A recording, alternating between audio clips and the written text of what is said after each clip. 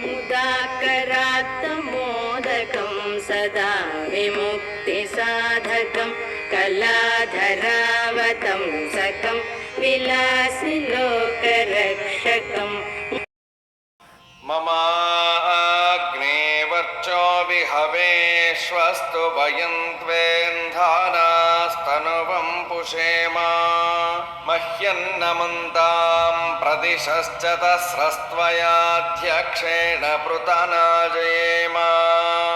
मम देवा विहवे सन्तु सर्व इन्द्रावन्तो मरुतो विष्णुरग्निः ममान्तरिक्षमुरुगोपमस्तु मह्यं वातः पवतां कामे अस्मिन् मयि देवा द्रविणमायजन्तां मय्याशीरस्तु मयि देवहूतिः दैव्या होतारावनिषन्त पूर्वेरिष्टास्याम तनुवासुवीराः मह्यं यजन्तु मम यानि हव्याकूतिः सत्या मनसो मे अस्तु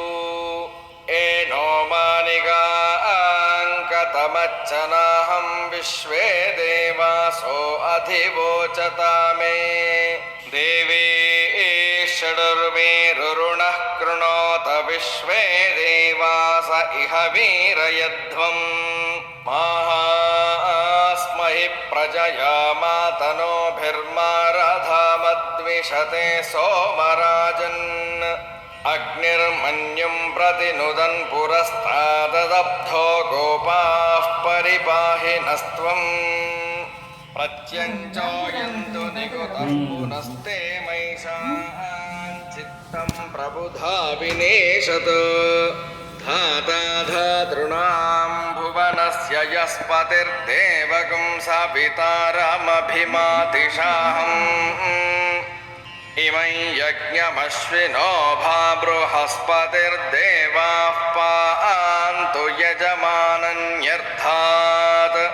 रुव्यजानो महिषः शर्मयगुं स तस्मिन् हवे पुरुहूतः पुरुक्षो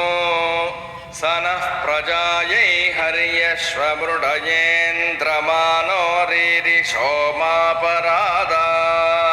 येन सपत्ना अपते भवन्त्विन्द्राग्निभ्यामवबाधामहेतान् वसवो रुद्रा आदित्या उपरि स्पृशं मोग्रञ्जेत्तारमधिराजमक्रन् अर्वाञ्चमिन्द्रममुतो हवामहे योगोजिद्धनजिदश्वजिद्यः इमन्नो